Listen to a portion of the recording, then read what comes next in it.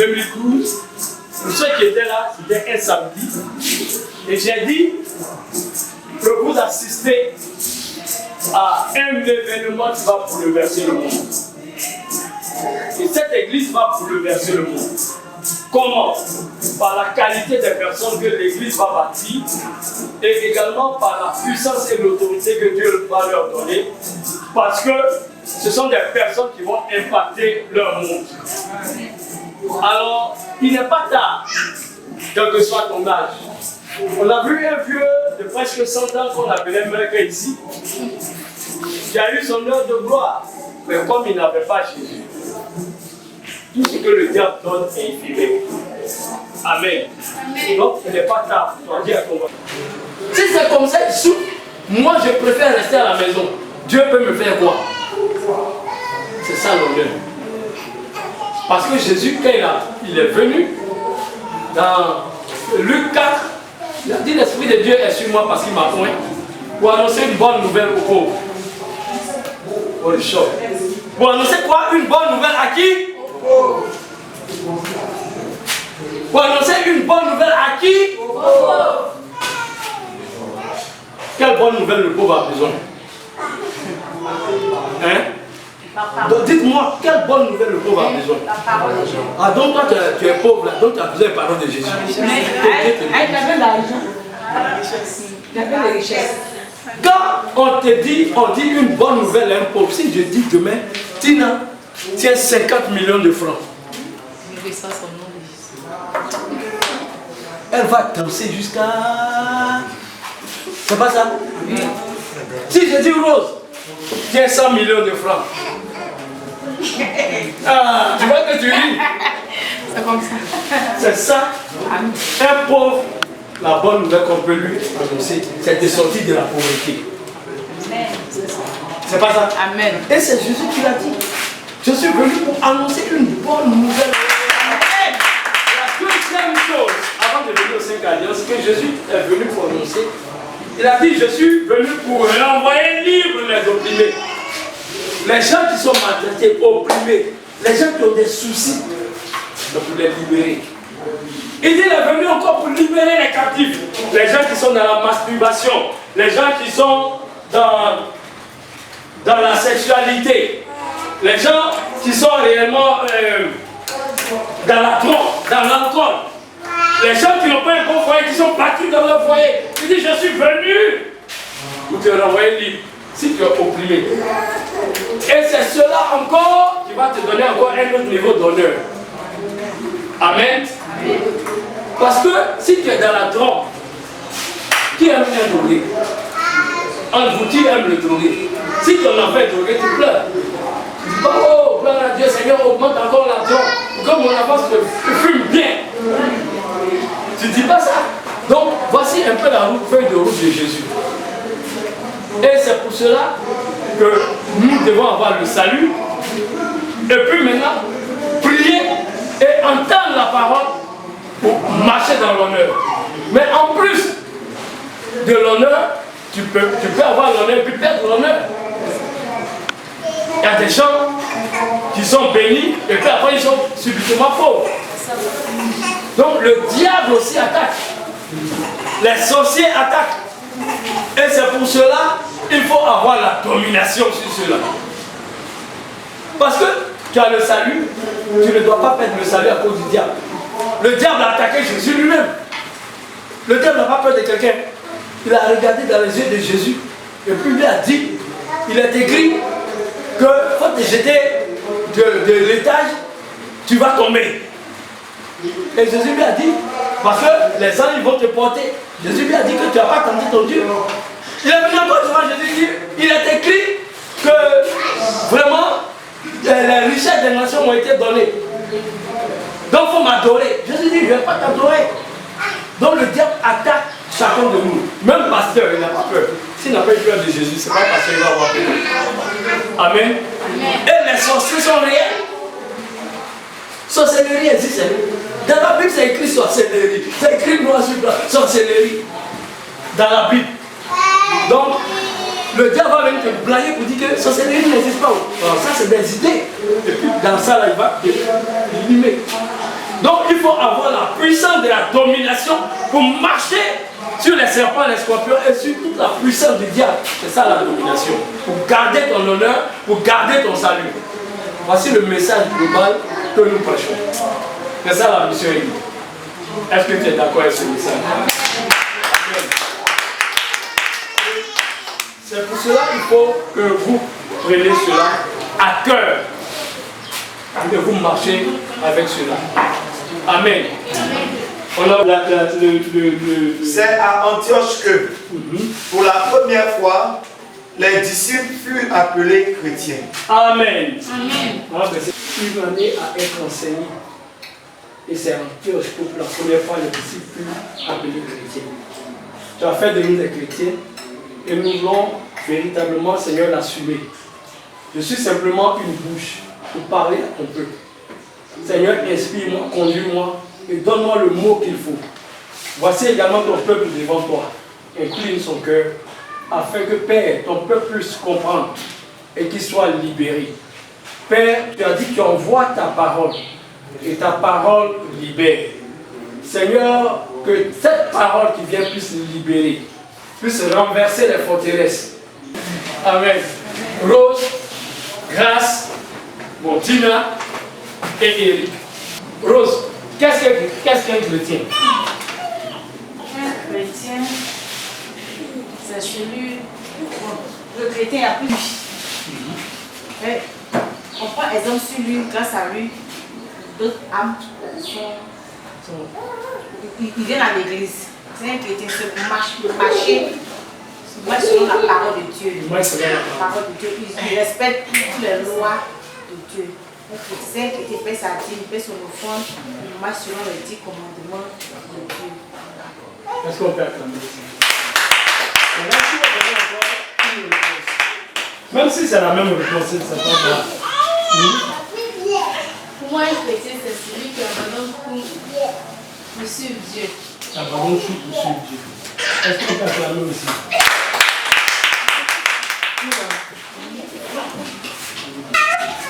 C'est celui qui suit Dieu avec un cœur sincère. Qui suit Dieu avec un cœur sincère.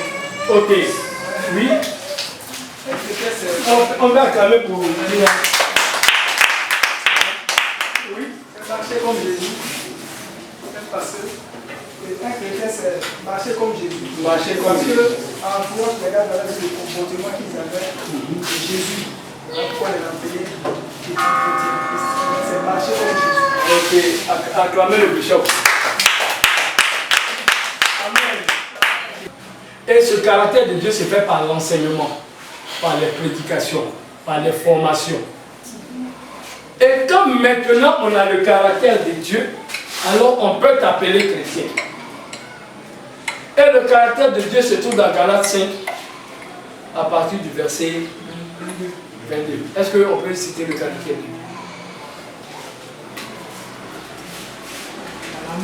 L'amour. Il y en a 9, hein. Il faut qu'on arrive à 9. La tempérance. Ça veut dire quoi? La tempérance, c'est-à-dire qu'il faut être patient. Ça, l'un des dangers de connaître des versets par exemple. Il faut comprendre ce que tu lis. La tempérance, c'est la maîtrise de soi. Quelqu'un qui se maîtrise. Hein?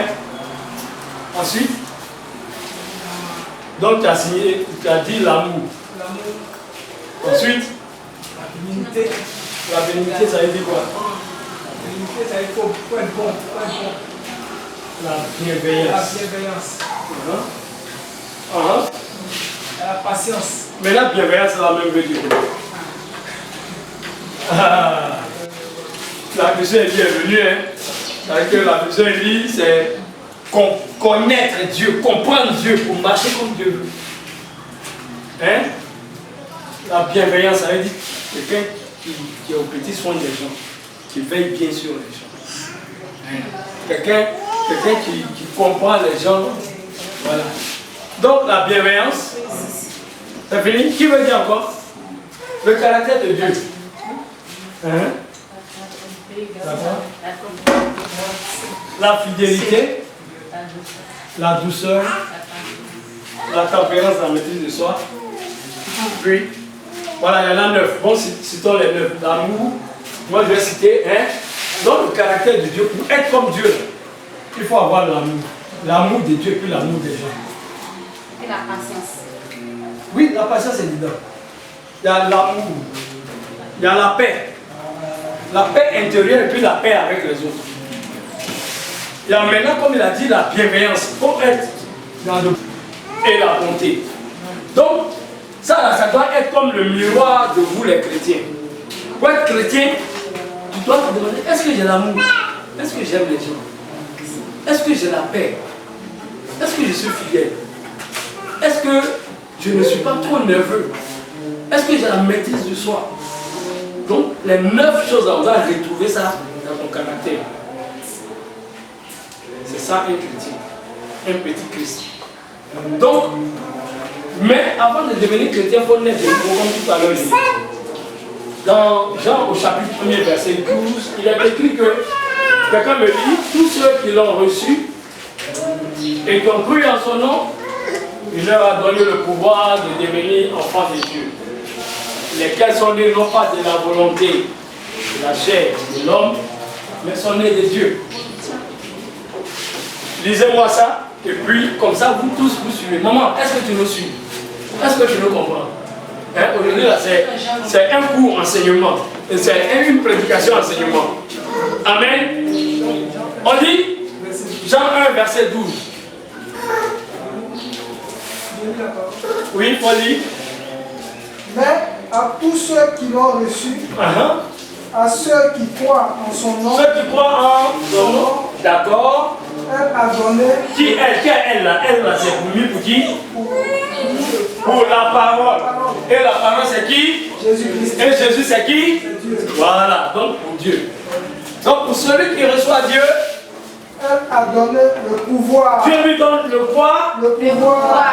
Le pouvoir veut dire quoi? La puissance, la force, la capacité de faire quoi? De devenir enfant de Dieu. De devenir enfant de Dieu. Donc n'importe qui ne peut pas devenir enfant de Dieu. Maintenant, c'est pas fini. Lesquels sont nés. Voilà, c'est-à-dire ces enfants sont nés. Leur naissance, là, c'est comment? C'est pas de... Lesquels sont nés? Non du sang. Non du sang. Ni de la volonté de la chair. Ni de la volonté de la chair. Ni de la volonté de l'homme. Ni de la volonté de l'homme. Mais de Dieu. Mais de Dieu. Amen. Amen. Donc sur la terre, asseyez-vous, sur la terre, il y a des gens, Tina, tu me suis? Sur la terre, il y a des gens qui sont nés de la volonté de l'homme, de la volonté de la chair et de la volonté de Dieu. Non. Il dit, ceux-là ne sont pas nés de la volonté de la chair, de la volonté du sang, ni de la volonté de l'homme. Donc 3 volontés. Ok. La volonté de la chair, c'est quoi? La volonté de la chair. Ouais. Celle de l'homme. C'est le désir d'aller avec une femme, par exemple. Et la volonté de l'homme, c'est qui? C'est quoi? Non. Il a dit la volonté de la chair, la volonté de l'homme, c'est la décision que l'homme prend. C'est-à-dire, moi je prends la décision d'inciter ma femme. Hein? Donc c'est ma volonté. On va faire un enfant. Volonté de l'homme. Ok. Maintenant la volonté de la chair là. Viens. Hein? Maintenant la volonté du sang là. Bon. Les enfants ne sont pas toujours arrivés là-bas. Quand l'homme est... vous comprenez? Hein? Tu comprends? Amen. Il n'y a pas besoin de 10 ans. Hein? Voilà. Donc du sperme. Le sperme, c'est le sang. Donc, il faut que je prenne une décision. Il faut que j'aille vers ma femme et il faut que je lui envoie ma sémence. Et ça, c'est ce qu'elle a dit tout à l'heure, c'est la naissance naturelle. Mais la naissance de Dieu ici, ça n'a rien à voir avec tout ça. Donc voilà pourquoi il dit non de la volonté du sang, non de la volonté de la chair, non, ça n'a rien à voir. La volonté de Dieu, c'est maintenant Dieu lui-même là, qui te met au monde. Et ça se trouve dans Jean 3 Jean au chapitre 1 au verset 5. Lisez-moi ça.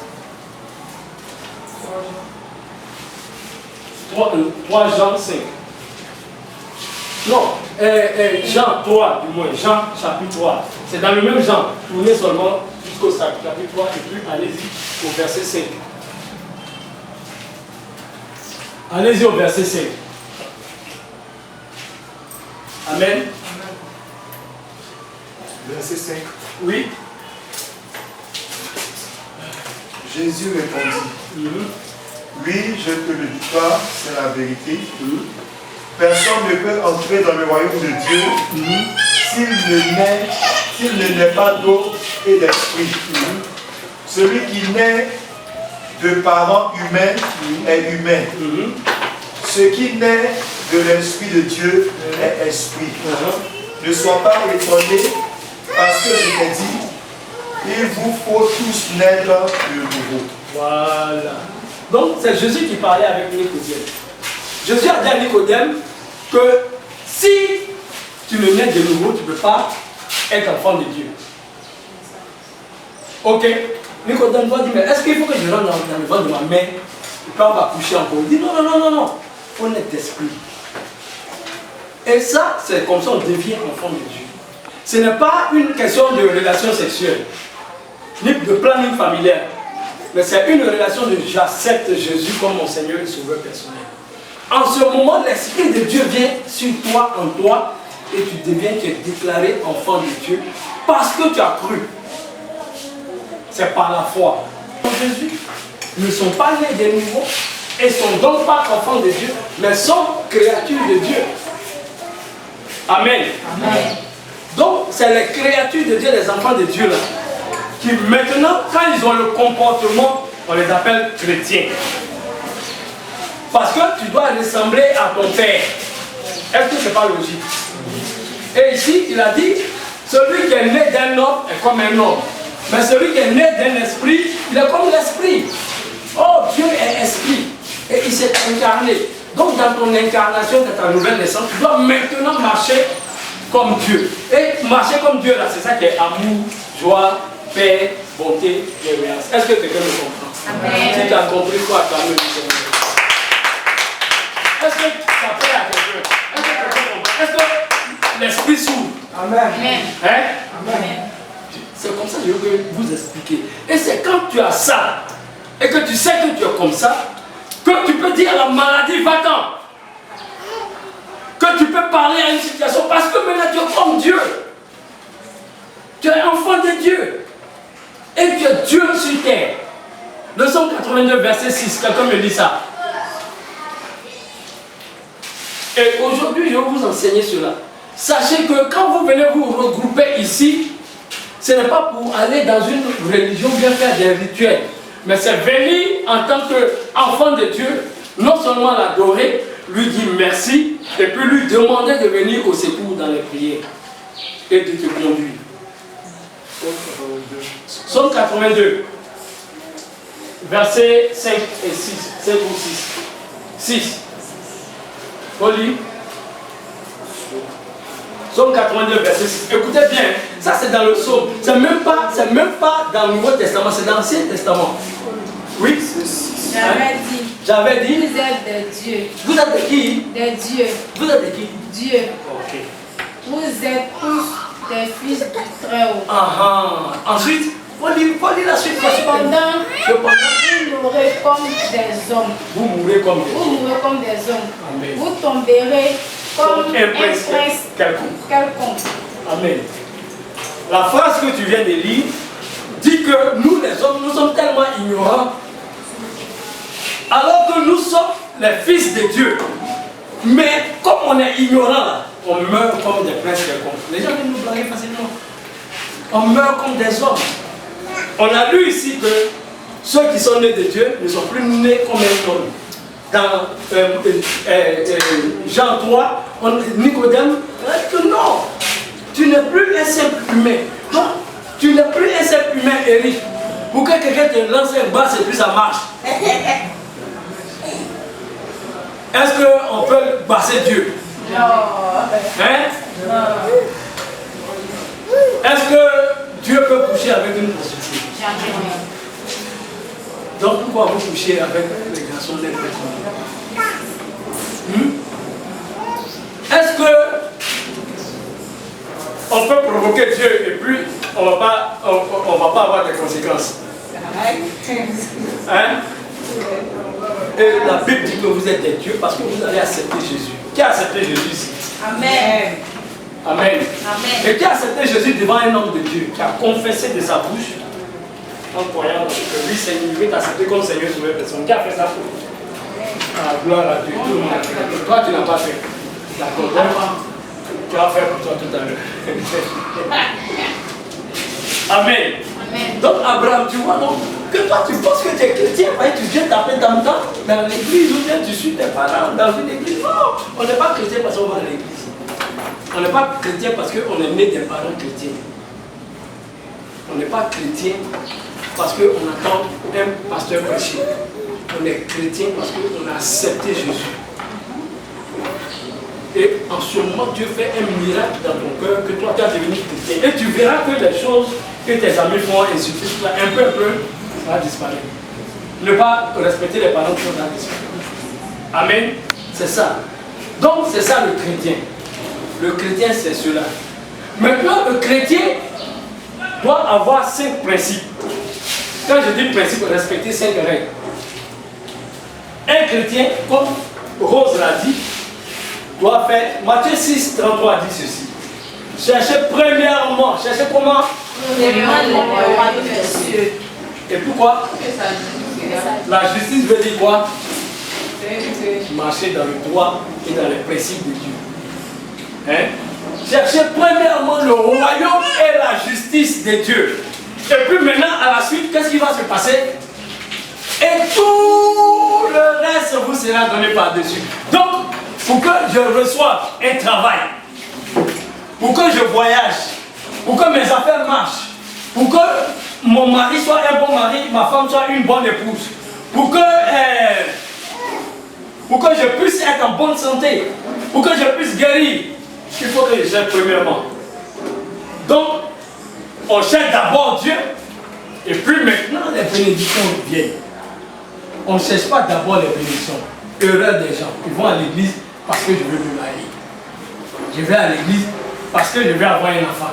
Je vais à l'église parce que je vais comme si. Non. Je vais à l'église parce que je cherche d'abord Dieu. Et écouter ses principes. Et puis tout le reste, ça c'est un bonus. Amen. Amen. Alléluia. Amen. Amen. Donc si tu fais ça là, et que tu ne vois pas les fruits maintenant, c'est qu'il y a un problème. Hein? Mais là, il faut chercher le problème devant Dieu. C'est dans la prière maintenant. Mais normalement, il ne doit pas avoir de problème. Parce que si ça va arriver. C'est comme mon histoire de maladie dont j'ai parlé. Ah, depuis ce jour-là, même si j'ai un bobo, j'ai un papa, oh Seigneur, guéris-moi. Je sens la douleur. Je sais que dans les jours qui viennent, je vais me protéger. Donc je n'ai plus de problème avec la maladie. C'est la maladie qui a problème avec moi. Parce qu'il cherche à venir sur moi, il dit, lui là, il est coriace. Amen. Alléluia. Amen. Donc c'est cela. Ce matin, quand à 4 h du matin, je me suis levé, je me suis lavé, je suis allé prier pour le culte. Il pleuvait. Plus là, c'est suivi de vent. Je ne sais pas si vous arrivé chez vous. Hein? Et puis je suis couché là, j'ai dit, ça t'a fait du bien. Je n'ai pas ma voiture. J'ai tapé Yango de chez moi là-bas ici. Ça fait 13 000. J'ai dit, bon, d'accord, je m'ai plié. Quand j'ai commencé à prier, j'ai dit d'abord, pluie, avant 6 h, il faut t'arrêter. Chez moi là-bas, quand on sortait, il pleuvait. Parce que je sais que je suis enfant de Dieu. Et Dieu m'a donné cette autorisation.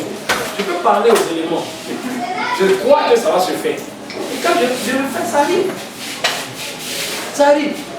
Le 31 décembre, toi tu étais là.